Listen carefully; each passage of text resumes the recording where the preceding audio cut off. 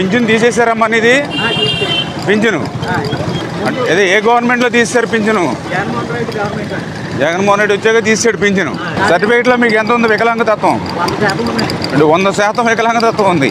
ఇప్పుడు మీకు పింఛను పీకేసాడు. ఎందుకు తీసాడంట? యూనిట్లో కరెంటు బిల్లు దాటిందని తీశారు. మీది ఇప్పుడు మీ ఇంట్లో మీ అమ్మది కూడా రావట్లేదా? ఇద్దరికి పింఛను రావట్లా. నీలాంటి పాపం నడవలేని వాళ్ళకి పేదవాళ్ళు. మీది తెల్ల రేషన్ కార్డేనా?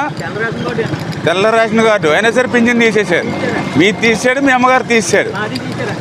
ఎప్పటి నుంచి వస్తుంది మీకు పింఛను? కిరణ్ కుమార్ రెడ్డి నుంచి. ఈ జగన్మోహన్ రెడ్డి వచ్చాక పీకేశాడు. మరి నీలాంటి పేదవాళ్ళ మీద, దివ్యాంగుల మీద మరి జగన్మోహన్ రెడ్డికి కనీసం కనికరం లేదు.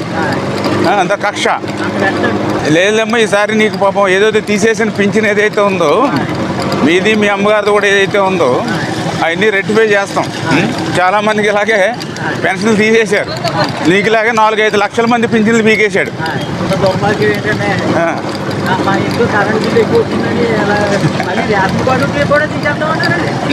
మరి ఇవన్నీ కూడా కరెక్ట్ చేద్దాం అమ్మా, కరెక్ట్ చేద్దాం. నీకు న్యాయం జరిగేలాగా చేద్దాం. మీకు మళ్ళీ మీ అమ్మగారికి పింఛన్ ఇచ్చే విధంగా మనం కూడా కృషి చేద్దాం ఖచ్చితంగా. నీలాంటి వాళ్ళందరి కోసమే మేము పనిచేస్తాం ప్రభుత్వం.